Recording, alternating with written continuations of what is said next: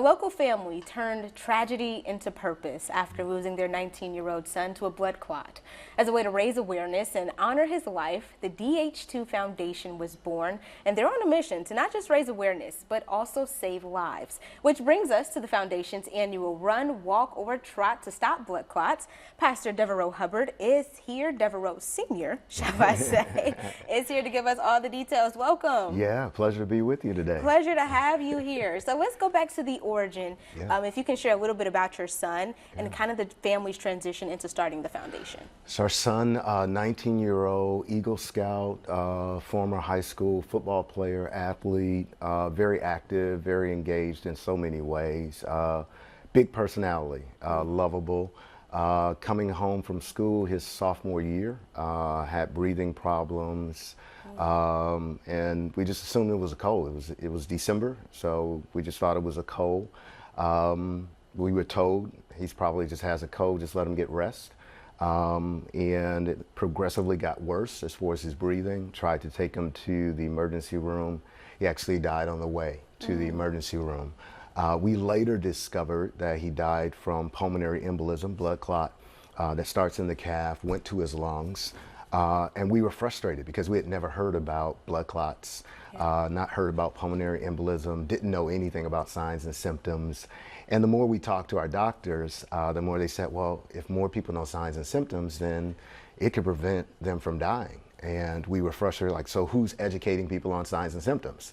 And like, well, there's really not a lot of education taking place, even though around 274 people die every day from some related to blood clots. So we just took on the mantle, like, hey, we're gonna do it. We're going to start a foundation. We didn't know what we were doing, but we knew we didn't want people to experience what we experienced. Right, and through the foundation, how are you educating people? So most of the time we're showing up at events. So separate from our event, we will go to local events, set up a table, talk to people about signs and symptoms of clots. We get invited to different events, again, just to set up tables.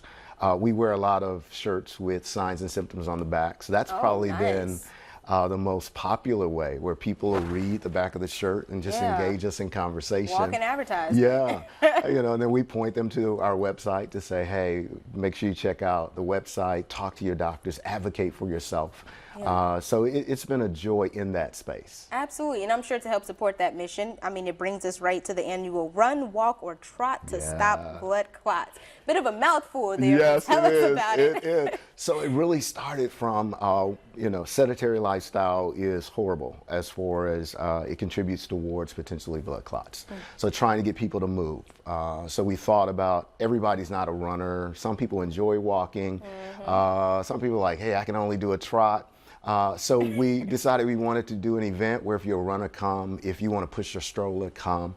But it's really a gathering of people, where another opportunity for us to share information. We invite other health vendors to be present to share information. And then as we come back, we have fun. We've been able to meet blood clot survivors, people who, because of education, they've survived a clot. Now they are seeing doctors on medication, things of that nature. So it's really been a great gathering, and it's an encouragement to us to know that even though our son is no longer with us, that the work that we're doing is making a difference in the lives of others. It absolutely is. I was fortunate enough to head out there last year and talk about the camaraderie and the energy and the support. You know, your wife was there cheering people on as they crossed the finish line. You just felt welcome and involved, and of course you wanted to learn more, which we were able to do. So give us the details. When and where exactly is this happening? So Saturday, August 9th, at the corner of Northmore and Knoxville at the BCDI Center is where we'll be headquartered to some degree. The walk will actually occur on the Rock Island Trail. We'll begin at 9 a.m. Again, the vendors will be there. People will gather before then. And then we generally have a DJ, so that after everyone's done, we're going to party a little bit, enjoy life together. So we welcome everybody to join us. They can get more information on our website, but it's going to be a whole lot of fun. Oh, absolutely. And you're catering to everybody. You can run, you can walk, or you could trot. There's no excuses. The only thing you can't do is trot. So come on out and support. Pastor, thank you so much for coming in and sharing. Thanks for having us. Of course. If you or someone you know would like to join us on In the Know, just head to 25newsnow.com. You want to follow the features tab to In the Know, and that's where you'll submit the form.